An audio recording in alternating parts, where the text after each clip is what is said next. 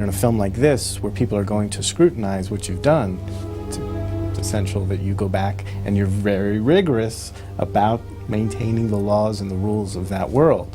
Well, one of the things we really wanted to protect is that if you saw the movie for the second time, that we were true to it and we were honest about it and we didn't just pull a fast one. So we had to establish rules about each scene and how Bruce would interact with people and situations and physical things. So we had these rules, and one of the rules was that if a ghost was mad or angry, it got cold. When we have the angry ghosts in Cole's apartment, you see the temperature start dropping, and that's sort of a foreshadowing of what's coming, and hopefully is building up a little suspense. And then we would see the cold breath. And that was only when a ghost was angry, because people have asked me, well, why don't we see breath when you see Bruce Willis's character? Well, it's because he's not angry, and he's trying to help the situation. He obviously doesn't know he's dead, which is another thing that Cole actually says. They don't know they're dead.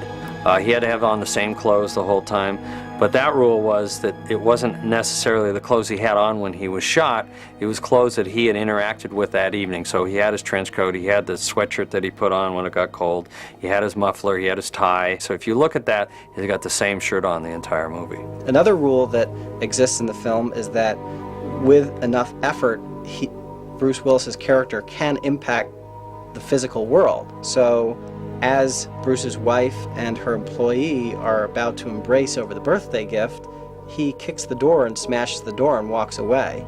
So when he's out in public, like he's in the restaurant, you look closely when he comes up to the table and he sits down with his wife, he doesn't move the chair.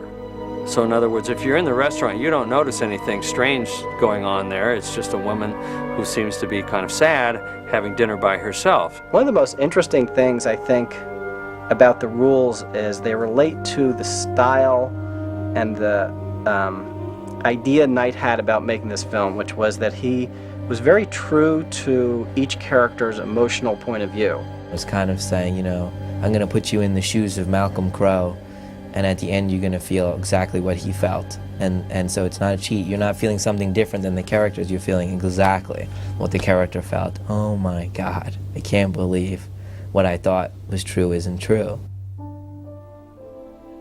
You should analyze the movie scene by scene in repeated viewings. You should look at every scene in the film because there is some bit of art direction or wardrobing or propping that indicates, you know, the events to come.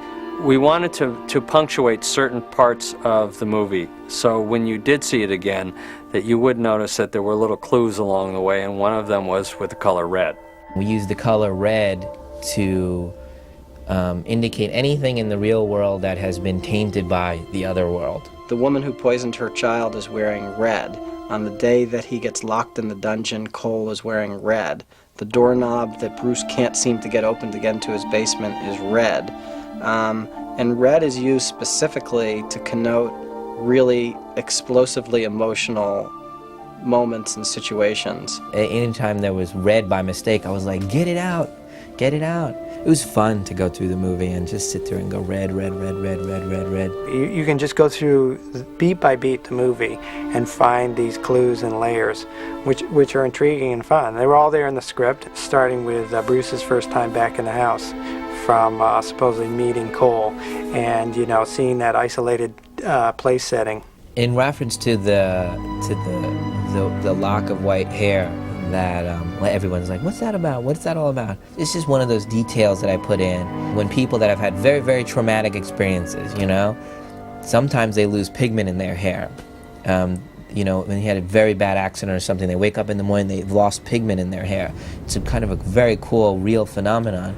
And I thought, gosh, if anybody was going to lose pigment in their hair, it'd be these kids that have the sixth sense, because they turn around and there's somebody with their arm hanging off. In that scene where Malcolm is talking to Cole in the hospital, Cole tells everything about Malcolm to the audience. They see dead people, they see them all the time, they don't know they're dead.